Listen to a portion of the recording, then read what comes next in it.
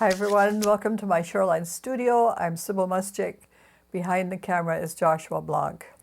Today we're looking at waxwings. Now we had the privilege of being invited to somebody's property that's close to the creek here. And as we were, looking out for things, we found these little waxwings sitting on the branches and generally flitting about, and they stood there or perched there long enough for us to take some good pictures. They have such smooth bodies. They look like they're wearing tuxedos and they're masked ready for a masquerade ball, so they look very elegant. And this little couple were very stunning and in all their colors, and I also have a photo of them in the black and white just to give us the contrast. I could probably do a transfer of this. There's lots of good contrast there, but that's not how we're going to work today. So I did some preliminary drawings and just figured out the lay of everything. They were sort of too far separated, so I redrew the idea. And I've done a couple of pieces here. I did the first one in color, and these are their colors. And then I just did a botanical one, and it's transfer done with charcoal. And then you add the medium. Where's my medium? Here, the super matte medium to set the charcoals.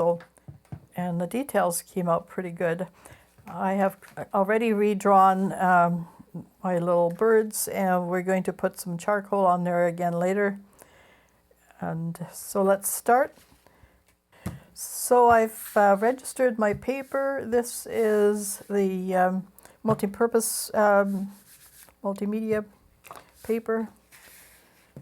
And we're just going to flip it back so it's good. And we're going to start with a yellow layer because the birds have little yellow bellies, and we're going to be needing that color.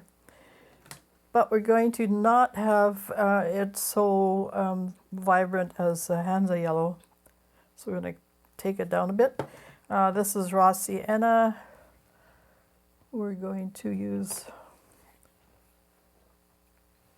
our Hansa yellow. This is all open acrylics.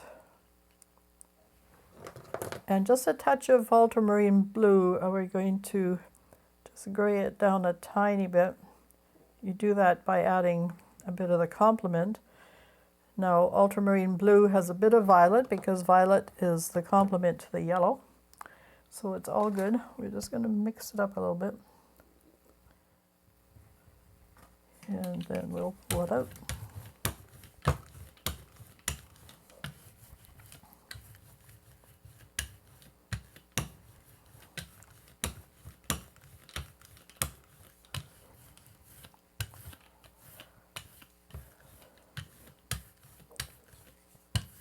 So it's just a nice flat base tone.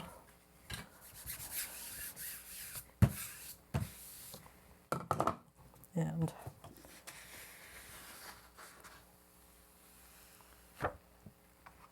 beautiful. Okay, so now we go to the next layer, and this is the fun layer. And a little bit of burnt sienna, but not too much. We're going to just warm it up a little bit. Burnt sienna is one of those sedimentary colors. It's an earth, so it's quite opaque. If you see on the back, I think here it shows you, if you can see it, there's 3 little black lines, and if it covers up the black lines totally, it's opaque, so that's how you can tell. Whereas here on the yellow, you can see that the black lines are quite visible, so this Hansa yellow is transparent. So we're going to add a little bit of quinacridone magenta.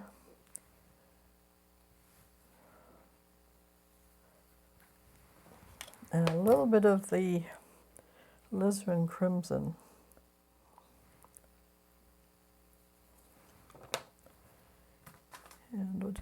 mix it up. I'm just making a darker layer so that the botanicals will show up, and also the birds.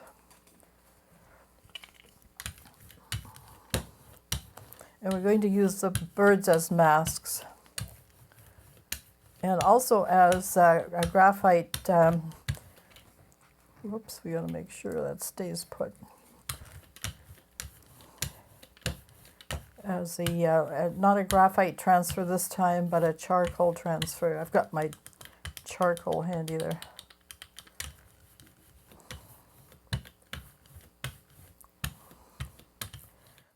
So we're going to put in a bunch of leaves, just background.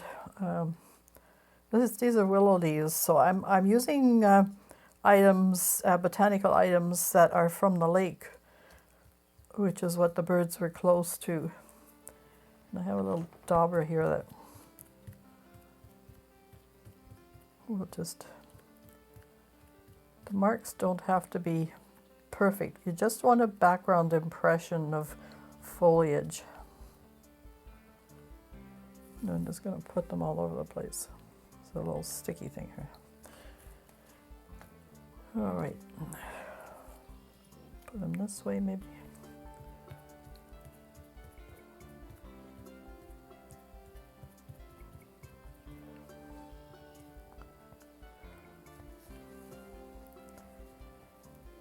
And I have some little branchy things that were down there. This, I think, is probably an alder branch.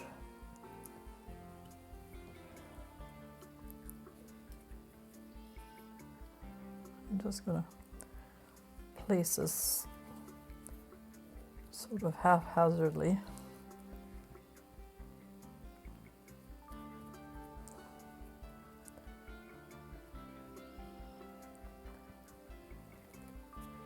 And then I think I had a leaf or two, something interesting.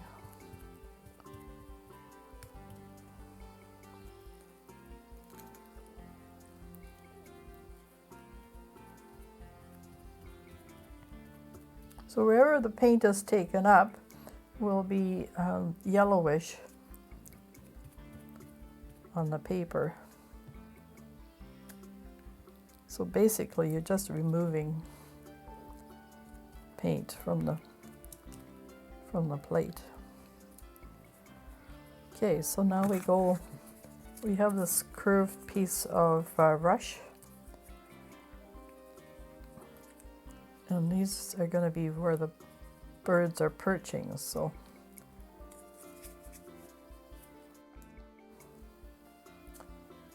I'm just going to press that on.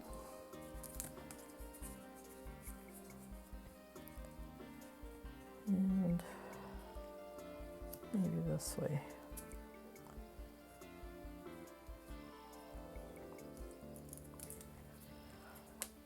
And because our birds are perching this way, because it's printmaking, we have to perch them this way. So let's do that.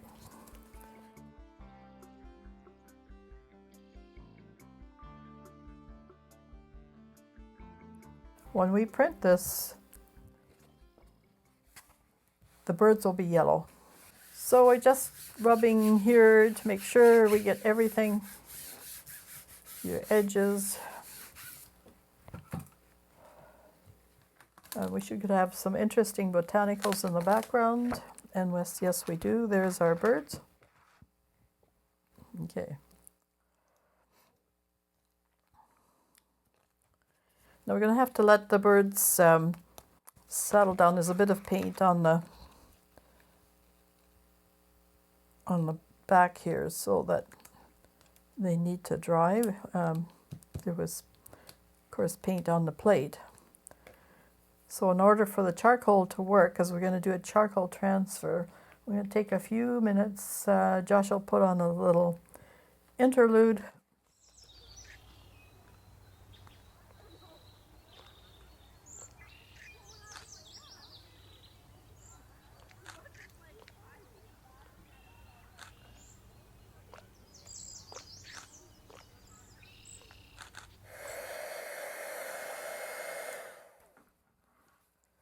Okay, so finished drying the birds here.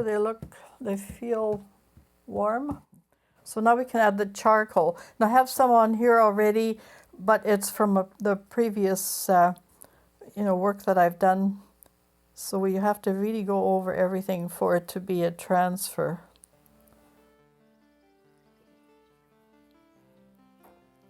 And this is just black charcoal.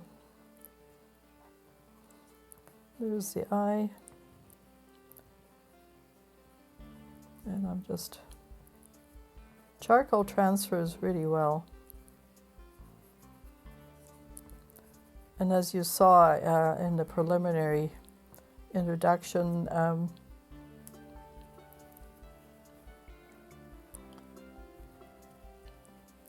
it really does help. Okay, and he's got a little bit of these black markings on his tail or her tail. Now we don't have to outline everything, so I'll leave the belly alone, I think. But these little marks on here, in this case we're not going to do the color, we're just going to do the charcoal transfer. And we'll post the one in color. And I just did it with Posca pens. And I'll show it again. So this just, and if you wet Posca pen with a little bit of water from a brush, they will, while it's still wet, because it's acrylic paint basically in the pen, you can blend them quite well. There's the little yellow bottoms. Okay, so we're just to do the wings here, the little marks.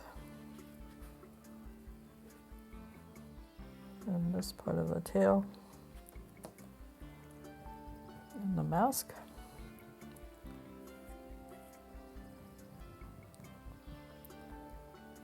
And then there's a little eye that we need to leave room for. It will show up yellow because we're not gonna put anything. Now you can mess with charcoal a little bit for tone, and it will print as well. You just have to take it down with a kneaded eraser. There we go. Maybe a tiny bit around this wing. Just a little shadow section.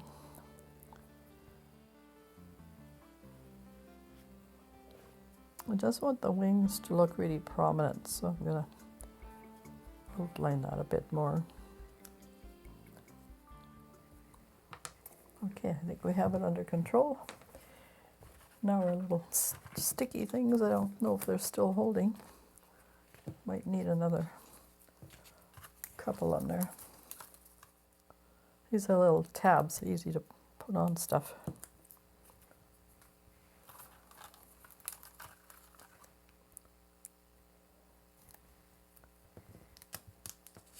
Oh, that one's holding quite well. So be careful what you stick it to, okay.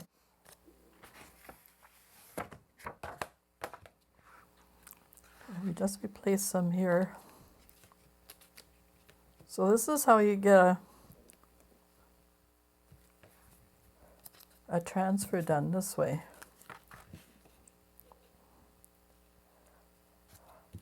Now you could place some down on the plate, but there's no guarantee it will stick, and then as you work it might slip. So this is a way of assuring it will stick better. And if you're not registering, you can pick the plate up and then position it on here as well. So, and that will give you a good image. We'll leave a little bit of the halo to show up. Maybe not that much. Just to adjust it slightly.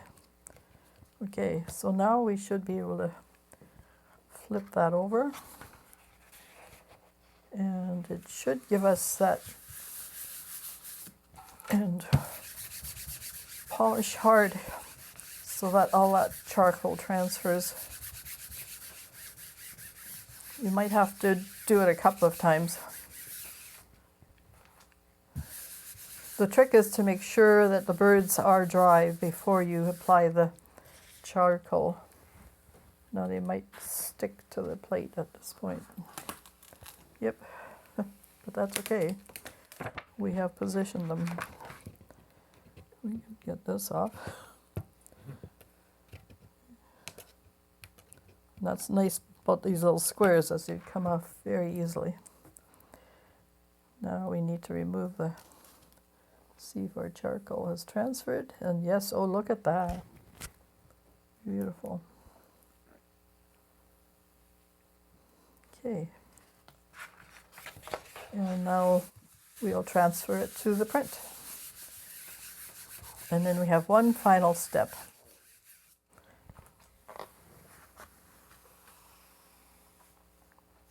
Okay, it's transferred a little bit, but no problem. We will do our medium, it'll transfer the rest of it.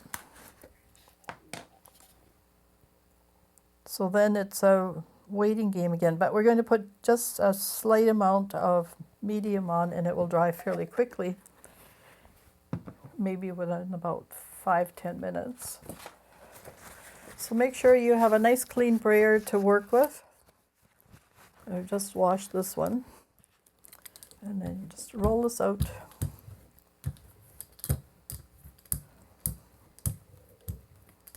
You could have probably skipped the last step, but sometimes it prints really well. And I think because the birds have a fair amount of paint on them, it didn't print as well as I figured it would. But that's okay. Once we have the medium on there, it will. So we're looking for something like this, where it printed really well.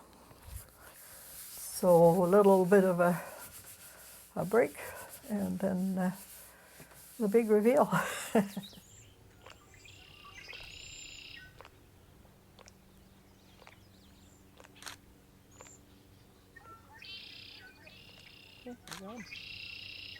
Not bad either. So I've only waited maybe about 3-4 minutes, and I just put a tiny layer of the medium on. I think it's printing really well.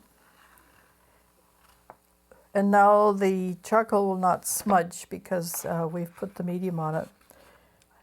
And there you go. There's our 2 little cedar waxwings. Now, of course, you at home, you can do the Posca pen business as well if you want. I kind of like it like this with just the mark making. What I might do is shore up some of the tail and a little bit of the beak.